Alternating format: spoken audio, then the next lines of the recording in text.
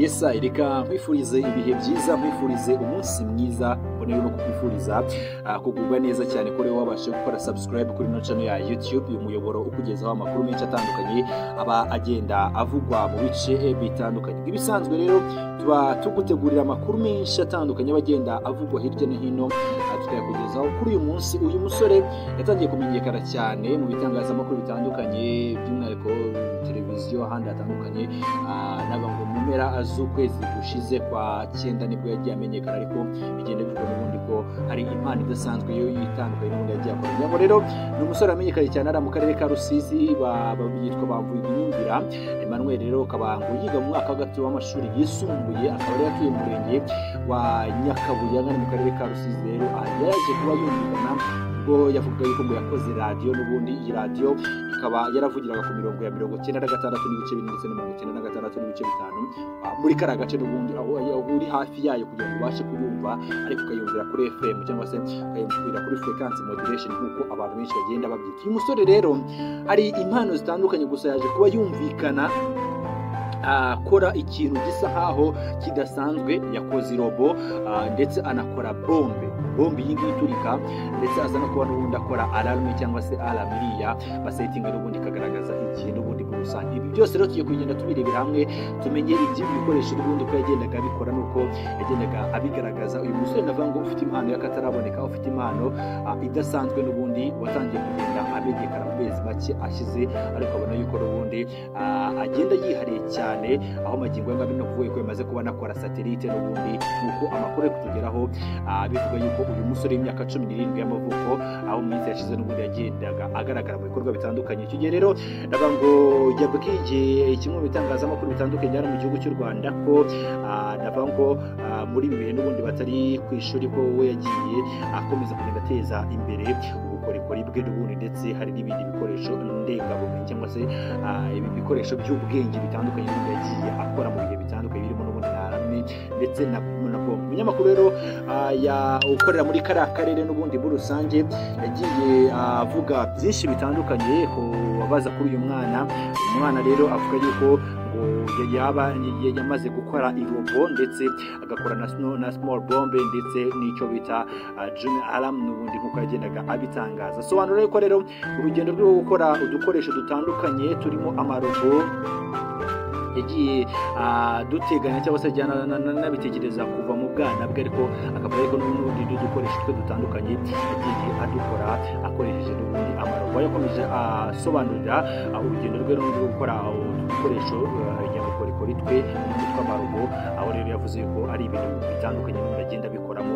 Ubona yuko ahanini agenda ashingira cyane navuga ngo kuri bya bikoresho bisa nkaho biba bishaje, ariko akabibyaza umusaruro, akaba yabitamo kuba yabikoramo ibindi bisa nkaho n'ubundi bifite ubushobozi buhambaye. Aya nguko rero nibyo by'uyu mwana w'umuhungu ukomeje kugenda atangaza abantu batari bake hirya no hino, umaze kuba n'ubundi akora irobo ndetse akaba anakora na bombe, akaba yaramaze no kuba n'ubundi akora na satellite nk'uko yamaze kugenda byumva. Gusa nakubwira yuko byamaze kwemezwa yuko agomba gufashwa, agomba gushyigikirwa kugira ngo n'ubundi impano ye ibashe gutera imbere.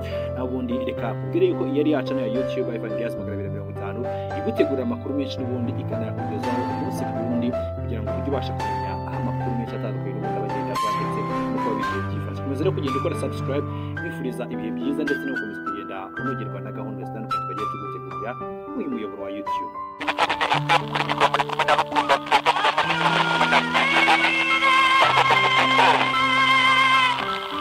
Nubwo aya majwi wumva atayunguruye neza, ariko ubutumwa buri gutangwa ndatekereza ko buri wese ashobora kubwumva. Uwo rukundo uri kuvuga mu ijwi ry'umunyamakuru na mugenzi we Emmanuel uri ku buhanga bw'ibyuma, nge ndi kubumva biciye mu nyakiramajwi iri muri telefone. Twumvira rero mu mirongo 93 n'ibice 4 na mirongo 93 n'ibice 5, aho rero turuze kugenda tubagezaho ibiganiro bitandukanye ndetse n'amakuru kuri Emma Radio. iyo 96 n'ibice 4 na 96 n'ibice 5 ni imirongo ibiri ya FM Ema Radio yumvikaniraho. Ni radio yahanzwe n'umwana w'imyaka 17 wo muri uyu murenge wa Nyakabuye witwa Mvuginyumva Emmanuel wiga mu mwaka wa 3 w'amashuri yisumbuye. Mu gushaka kutumara amatsiko yahise atumira umunyamakuru wa TV na Radio 1 mu kiganiro cye yari ari gukora. Hawe umunyamakuru ubashije kugera muri studio ya Radio ni iki urabona kuduhereza natwe urubyiruko rufite impano uratangira utubwira cyangwa se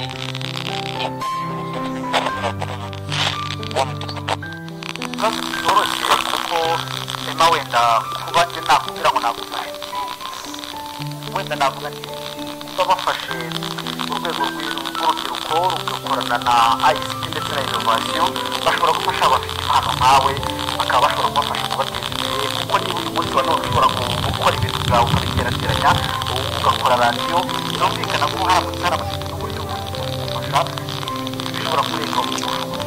Ikindi harimo no gukorana na minisiteri y'edikasiyo arakoze rero ntagira imana arafite wanjye na Radio 1 kugira ngo rero ibisubizo abashije kutuhereza murabyumvishije.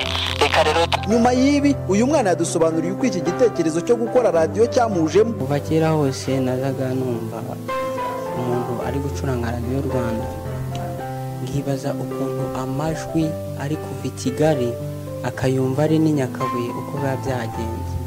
Noneho nange ndicara nyine ndatekereza uburyo ki nange naza ncuranga yanjye nkanavugamo amajwi yanjye umuntu akaba yayumva. Noneho ndatekereza ati ese ko byakozwe n'abantu kandi nanjye nkaba ndi umuntu ni ukubera iki byananira. Ndabitekereza mbigeraho ndabikora. Ukoresheje ibi bikoresho Ni nabashije kwifashisha amajerekani n'ibikarito na telefone. Ikintu naba narakoresheje n'abana bako nabashije gukora umunara ubasha gukura amajwi hano muri studio ukabasha kuba wayakora muri studio ukayohereza mu telefone muri frequency. icyo nyine cyo yakuma akoresheje Nako nihimbi.